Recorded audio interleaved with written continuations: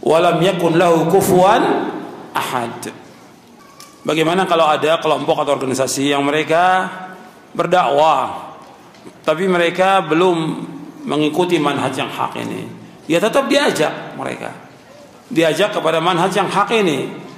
Kita jangan ikut lagi berkelompok-kelompok, nanti tambah lagi perpecahan. Justru kita ajak mereka kepada salaf, ajak kepada mereka kepada salaf ini. Jangan kita ikut gabung dengan organisasi itu, akhirnya bikin kelompok lagi. Sudah, kita di luar dakwah mengajak mereka kepada manhaj yang hak ini, agar mereka kembali kepada Al-Quran Sunnah ala fahmi salaf. Nanti kalau udah bikin gitu, kalau orang maunya bikin itu, nggak puas nanti yang lain bikin lagi, akan terus pecah. Jangan, kita nggak boleh berkelompok. Allah berfirman, wa'tasimu bihablillahi jami'an wala tafarraqu. Jangan kalian hendaklah kalian berpegang teguh dengan tali Allah, jangan berpecah belah. Jadi ini tadinya alat, sekarang dijadikan sebagai apa sih, untuk wala wal bara. Asalnya alat, organisasi itu asalnya alat buat berdakwah, alat sebagai wasilah untuk mengajak. Tapi kemudian belakangan udah al wala wal bara, bagaimana banyaknya kelompok cabangnya, kemudian orang harus ikut dia, kalau nggak ikut dia bukan dari manhaj dia. Ini nggak boleh dalam Islam. Itu dibahas oleh Syekhul Islam Ibnu Taimiyah. Keras sekali pembahasan beliau itu tentang masalah ini. Bagaimana kita bertaubat dari perbuatan yang sembunyi-sembunyi. Tetap taubat kepada Allah dengan kita minta ampun, menjauhkan perbuatan itu, kemudian tidak mengulang, menyesal, kemudian kita punya azam tidak mengulangi perbuatan itu. Tetap wajib setiap muslim dan muslimah wajib bertaubat kepada Allah sepanjang waktu. Ada taubat kewajiban seorang muslim dan muslimah seumur hidup. Itu dijelaskan oleh Al-Imam Ibnu Qayyim dalam kitab Madarijus Salikin. Taubat awal jalan kehidupan seorang mukmin, pertengahan hidup seorang mukmin, dan akhir kehidupan seorang mukmin. Itu taubat kepada Allah. Maka Allah berfirman, ya ayyuhalladzina amanu tubu ilallahi taubatan nasuha. Wahai orang beriman, taubatlah kalian kepada Allah dengan taubatan nasuha, dengan taubat yang benar, taubat yang jujur, taubat yang ikhlas. Tinggalkan semua perbuatan dosa. Kembali kita kepada Allah Subhanahu wa ta'ala. Tinggalkan semua syirik, tinggalkan semua bid'ah, tinggalkan perpecahan, tinggalkan semua perbuatan yang haram, tinggalkan. Ya, bagaimana kalau kita beribadah itu selalu kadang-kadang was-was? Ini godaan dari syaitan. Ini juga dibahas oleh Al-Imam Ibnu Qayyim dalam kitabnya Ighathatul Lahafan min Masaidi Syaitan. Jadi jangan kita tergoda oleh was-was ini. Ini rusak. Kan kita juga berlindung kepada Allah dari was-was. Dalam surah apa? Semuanya hafal. Surah An-Nas. Surah yang terakhir 114 itu. Jadi min syarril waswasil khannas. Jadi kita yakini itu dari apa yang kita lakukan, dari keyakinan, wudu atau yang lainnya harus yakin kita. Jangan mau diragukan oleh syaitan. Itu kalau sudah was-was nanti berbahaya untuk semuanya. Bahkan ada orang yang nikah sampai nggak mau kumpul sama istrinya karena was-was, belum sah nikahnya. Ini was-was. Sampai sholat diulangi lagi berkali-kali. Kenapa? Was-was. Takbir nggak selesai, sampai imam selesai salam dia belum selesai, masih ngangkat tangan. Ini was-was. Sebentar lagi kentut, sebentar kentut. Ini was-was. Was-was berbahaya, merusak agama dia, merusak ibadah dia, merusak rumah tangga. Seperti itu, merusak rumah tangga. Nggak mau kumpul dengan istrinya karena belum sah. Masa harus diulangi lagi, ngundang orang lagi supaya sah? Ini was-was. Sampai nggak mau campur dengan istrinya. Sampai kalau muamalah jual beli itu 2 kali balik, 3 kali balik. Jadi jangan-jangan sah apa enggak ini muamalahnya. Ini was-was, ngerusak was-was ini. Ini penyakit yang berbahaya. Makanya antum harus betul-betul yakin dengan apa yang sudah kita yakin dari Quran dan Sunnah itu. Jangan mau diombang-ambingkan oleh syaitan. Iya, tentang syubhat-syubhat yang berkaitan tentang dakwah salaf ini sudah saya bantah di buku ini, ada bantahannya. Tinggal antum baca. Kita kan masih baru muqaddimah ya, bacanya belum. Nanti antum baca itu. Nggak tahu tamatnya kapan antum bacanya itu. Kalau antum terus baca, insya Allah sebulan selesai. Tapi kalau cuma baca muqaddimah lagi, mungkin 2 tahun juga nggak selesai. Jadi tentang syubhat-syubhat nggak perlu ditanyakan, nanti antum baca itu. Syubhat bahwa dakwah salaf, dakwah hizbiyah, syubhat dakwah salaf, dakwah keras, syubhat dakwah salaf tidak mementingkan kaum muslimin. Ada jawabannya di buku ini, ada. Di buku ini ada jawabannya. Jadi nggak perlu ditanyakan. Saya berusaha untuk mengikuti pemahaman salaf, tapi belum bisa mengikuti secara kafah. Kenapa belum bisa? Karena agama Islam agama yang mudah, sangat-sangat mudah agama Islam ini. Pemahaman salaf adalah agama Islam itu sendiri, bukan sesuatu yang baru, mudah. Allah berfirman, yuridullah bikumul yusra wa la yuridu bikumul usra. Allah menghendaki kepada kalian kemudahan dan Allah tidak menghendaki kesulitan kepada kalian. Nabi juga bersabda SAW, inna hadha dina yusrun. Sungguhnya agama ini mudah. Agama Islam mudah, nggak ada yang sulit dalam agama Islam, nggak ada. Semuanya mudah. Jadi jangan antum mengatakan bahwa kalau kita ikuti salaf ini berat, jangan. Ini salah, ini pemahaman yang salah, bahkan sesat. Agama Islam ini semuanya mudah, nggak ada yang sulit. Tentang akidah, ibadah, akhlak, muamalah, nggak ada yang sulit. Apa yang sulit? Apa yang susah? Apa yang berat? Nggak ada. Nggak mungkin Allah turunkan agama Islam ini yang akan menyusahkan manusia. Tidak mungkin. Nggak mungkin. Agama Islam ini semua mudah. Nggak akan menyusahkan manusia, tidak akan. Allah berfirman, Taha ma anzalna 'alaikal Qur'ana litashqa. Taha, kami nggak turunkan Al-Quran untuk menyusahkan manusia. Tidak. Mudah agama Islam ini. Antum melaksanakan ibadah kepada Allah mudah, nuntut ilmu mudah. Apa yang berat? Umayyah disebutkan dalam hadis untuk berbakti pada orang tua. Dalam Quran berbakti pada orang tua mudah, nggak sulit. Berbakti pada suami nggak sulit. Bagi laki-laki disuruh untuk memelihara jenggot nggak sulit. Apa yang sulit? Bagi laki-laki disuruh sholat di masjid berjamaah nggak sulit, mudah, nggak berat. Kita ke kantor bisa yang jauh, kerja tempat yang jauh puluhan kilometer bisa, ke masjid yang 1 kilometer kadang-kadang nggak sampai. Kok nggak sampai? Kenapa nggak bisa? Padahal itu mudah dan nggak buang waktu. Ibu-ibu disuruh pakai jilbab yang sempurna, mudah, nggak sulit. Bahkan dengan dia pakai jilbab, dia lebih cantik, lebih terpelihara, lebih terhormat, lebih terjaga. Nggak ada yang sulit. Ya semua ajaran Islam semuanya mudah. Tentang akidah, tentang ibadah, tentang akhlak, tentang semuanya mudah. Jadi jangan kita punya anggapan bahwa mengikuti manhaj yang hak ini berat, sulit. Enggak, mudah. Kalau ada tantangan di masyarakat, semua nabi, semua rasul juga dapat tantangan di masyarakat. Ada tantangan orang mencela, orang menghina, biasa itu. Sampai orang menyakiti kita, biasa. Semua nabi juga pernah disakiti oleh. Bahkan Nabi Muhammad SAW juga yang paling mulia, tetap dicintai oleh Allah. Nabi Muhammad adalah SAW merupakan Khalilullah wa Habibullah, dicintai oleh Allah. Khalilullah wa Habibullah Nabi Muhammad SAW. Tapi tetap diboikot, dicaci maki, dilempari dengan kotoran, dilempari dengan batu, diusir. Ini merupakan dakwah.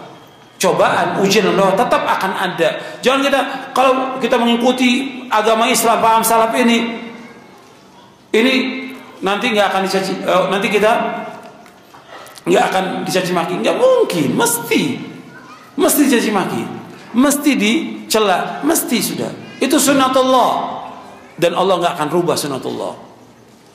Makanya ketika Nabi SAW dicoba, diuji, didustakan, Allah hibur di dalam surah Al-An'am, walaqad kudzibat rusulun min qablika fasabaru ala ma kudzibu wa udzu hatta atahum nasruna wala mubaddila likalimatillah wa qad ja'aka min naba'il mursalin. Dan sungguh para nabi sebelum kamu Muhammad telah didustakan. Fasabaru, mereka sabar. Kalau mereka sabar, kenapa kamu nggak sabar? Allah tegur kepada Nabi Muhammad, mereka sabar, berarti kamu juga harus sabar. Wa'udhu, bahkan mereka disakiti, dan nggak ada perubahan dalam sunnatullah. Dan sudah datang kepada engkau Muhammad berita-berita tentang para rasul yang terdahulu.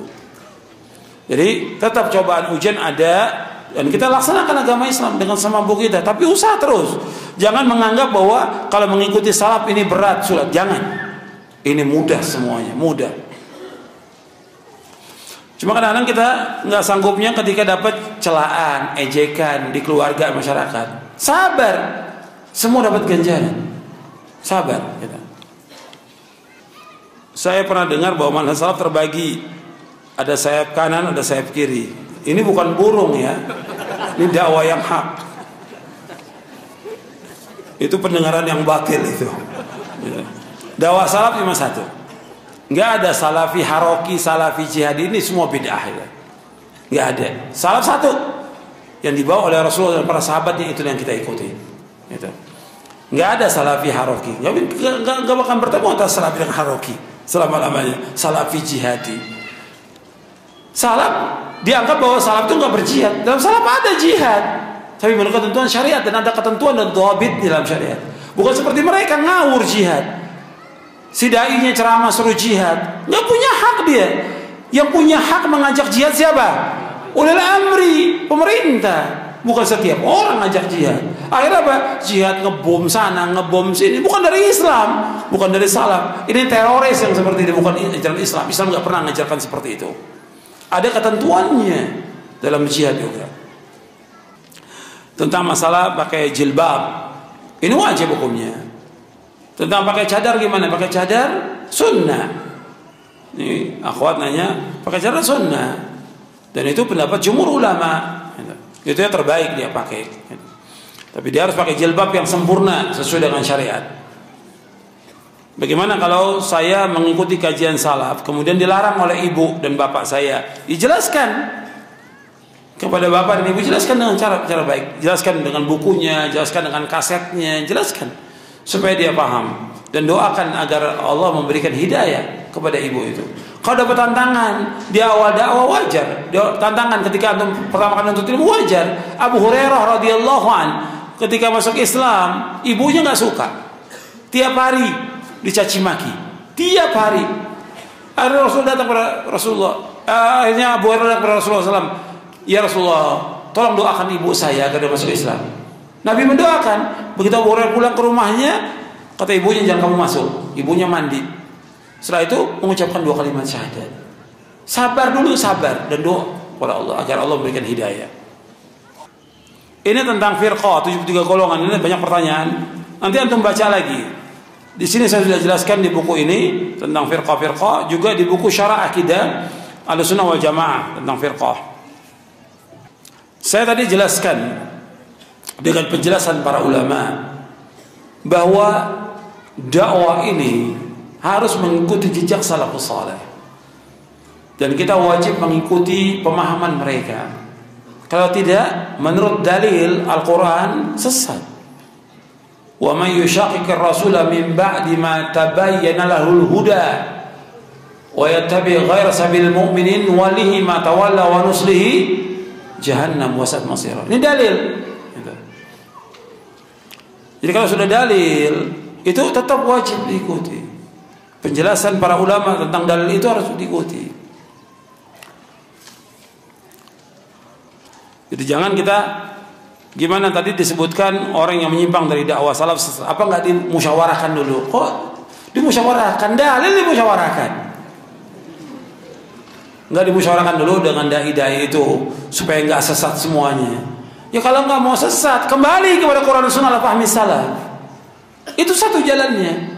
Kembali, jangan mereka mempertahankan hawa nafsunya, jangan mempertahankan ra'yunya, jangan mempertahankan organisasinya, jangan juga mempertahankan yang lain, atribut yang lain yang mereka bawa. Tinggalkan semua atribut itu, kembali kepada Al-Quran dan Sunnah. Mudah jalan selamat. Tapi ketika mereka mempertahankan organisasinya, kelompoknya, partainya, atribut-atribut yang lain, sulit untuk menerima kebenaran. Karena apa? Dia akan usung kelompoknya itu. Dia nggak akan usung Quran dan Sunnah al-fahmi salaf ini. Tinggalkan semuanya. Tinggalkan semuanya. Baru nikmat. Ketika kita ibadah juga kepada Allah, demikian juga. Tinggalkan semua atribut. Tinggalkan. Ketika ada atribut itu, umpamanya ada yang kaya, ada yang miskin, ada pejabat, Ketika melakukan ibadah, dia merasa saya kan pejabat, saya kan orang kaya, rusak agamanya. Nggak akan dapat ilmu selama-lamanya dan nggak akan ikhlas dalam ibadah kepada Allah. Sama dengan untuk ilmu. Ketika orang, saya kan orang kaya, masa saya gabung dengan kaum muslimin begini? Saya kan pejabat, nggak bisa.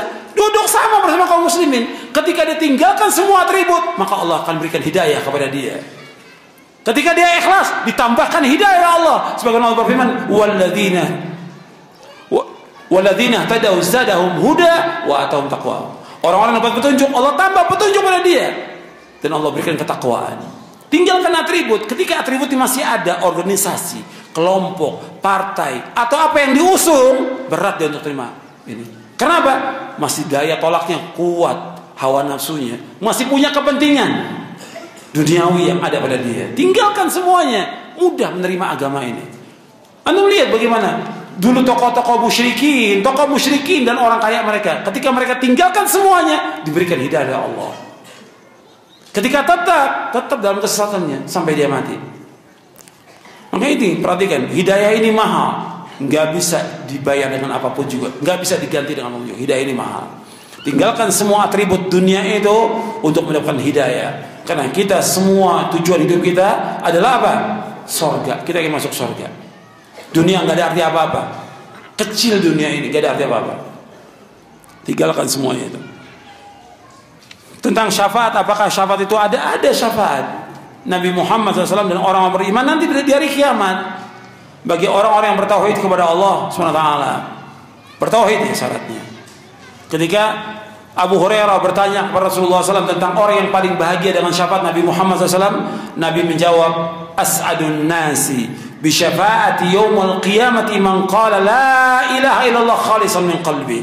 Orang yang paling bahagia dengan syafaat pada hari kiamat, orang yang mengucapkan kalimat la ilaha illallah dengan ikhlas dari hatinya. Hadis sahih riwayat Bukhari. Ya, tentang dakwah salaf ini kenapa baru muncul belakangan? Ini kan dakwah Allah kok. Yang penting bagaimana kita mengikuti sekarang ini. Mengikuti sekarang ini. Sudah, yang kenapa baru muncul itu Allah yang kehendaki demikian. Nah, kita alhamdulillah dapat penjelasan tentang dakwah ini. Terima. Tinggalkan semua hawa nafsu. Tinggalkan. Terima. Belajar untuk ilmu sampai kita faham, amalkan. Ini juga tentang kelompok-kelompok yang mengatakan bahwa salaf itu berpecah belah. Itu kan dari orang. Ahlul bidah itu gampang mengkotak-kotak. Sengaja dikotak-kotak supaya pecah. Awalnya tidak terkotak, tapi karena dikotak-kotak itu ya terus setan menggiring ke sana. Enggak ada, satu aja salaf itu. Enggak ada salafi Saudi, salafi Yordan, salafi, enggak ada, satu salaf itu. Berasal dari Rasulullah SAW dan para sahabatnya. Bagaimana kalau orang pergi haji, ongkosnya pinjam, boleh atau tidak? Soal pinjam boleh, tapi kan haji berkaitan dengan apa? Dengan istita'ah. Allah berfirman dalam surah Ali Imran, walillahi 'alan nasi hajjul baiti man istata'a ilaihi sabila. Dan wajib atas manusia yang menunaikan haji karena Allah, bagi siapa yang mampu menuju ke sana. Mampu. Kalau kita nggak ada uang, kenapa harus minjam? Nanti gantinya kan repot. Sekarang kalau kita ada apa yang kita punya, jual untuk haji. Kita punya tanah, punya mobil, punya motor, punya toko, jual untuk haji. Maisha tetap ada. Bukan berarti semua dijual, kita nggak dagang, nggak boleh. Mencari maisha wajib, tapi yang lebih daripada itu jual semuanya. Punya mobil nggak wajib, punya tanah nggak wajib, punya sawah nggak wajib, punya kebun nggak wajib. Haji wajib sekali seumur hidup. Jual semuanya. Untuk haji wajib sekali seumur hidup. Kata Nabi, al-hajju marrah fa in zada fa huwa tatawwu'. Haji itu sekali seumur hidup. Lebihnya itulah sunnah. Makanya jangan maksakan diri, jangan takalluf untuk pinjam. Nanti nggak mampu ganti, jadi utang buat kita di akhirat, utang buat istri, buat anak, nanti kesian. Jangan maksakan diri. Jadi kalau nggak mampu jangan utang. Memang ditawarkan sama semuanya. Utang ini ditawarkan oleh orang-orang kafir pada asalnya, semuanya ditawarkan. Ada orang yang hidupnya semuanya utang. Ini utang, semuanya utang. Nggak boleh dalam Islam. Berat nanti buat dia. baju utang, kerudung utang, daleman utang, piring utang, gelas utang, motor utang. Nggak nikmat hidup tuh semuanya utang. Orang Islam mampu beli dia beli, nggak beli ya sudah qanaah, merasa puas dengan apa yang ada. Dia adalah orang yang paling bahagia di muka bumi ini dengan apa yang ada. Kenapa memaksakan hutang? Kenapa? Jangan maksakan hidupin dengan hutang.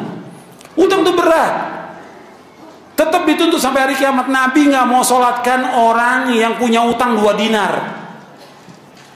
Ada sahabat dibawa oleh Nabi, ya Rasul sholatkan. Nabi tanya dulu, yang ditanya Nabi, punya utang atau tidak? Kata sahabat, punya 2 dinar. Aku nggak mau sholatkan. Nabi nggak mau sholatkan. Sampai ada Abu Qatamah tanya, Rasulullah, saya yang tanggung utangnya. Betul kamu bayar? Betul. Saya yang tanggung, saya bayar. Baru Nabi mau sholatkan. Bahkan orang yang mati syahid, yang dijamin dengan sorga, kata Nabi, yughfaru lisyahidi kullu dhanbin illa dain. Semua orang mati syahid diampunkan semua dosanya kecuali utang. Utang ini berat. Makanya jangan gampang-gampang berutang. Ayat yang paling panjang dalam Al-Quran tentang utang. Perhatikan itu. Kalau mampu bayar jangan utang. Ya, karena orang jual beli muamalah bayar berapa kali? Kalau bayar sekali cukup udah, jangan utang. Kalau mampu beli, nggak mampu sudah. Kita bersabar dengan apa yang ada dan minta kepada Allah. Allah akan berikan semuanya kepada kita. Apakah orang muslim yang masuk neraka itu kekal? Tidak kekal. Tadi ada syafaat Nabi kan, akan diberikan syafaat selama dia masih ada seberat dzarrah iman dalam hatinya, dia akan diangkat dan dimasukkan ke surga. Saya pikir cukup karena nggak semua bisa dijawab. Mudah-mudahan bermanfaat buat kita semuanya kajian ini, dan antum baca lagi di rumah.